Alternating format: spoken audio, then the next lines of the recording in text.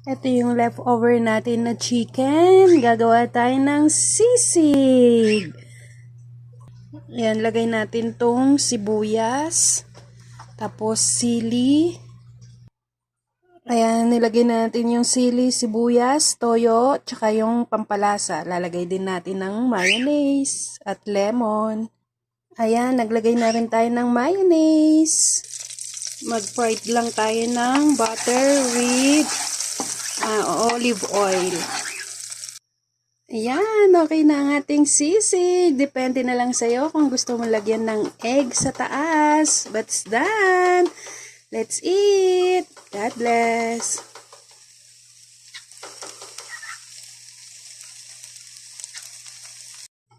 Ayan ang ating sisig with egg. Sarap nito. Ayan, sisig with egg tayo, guys. Ayan ang ating sisig chicken. God bless.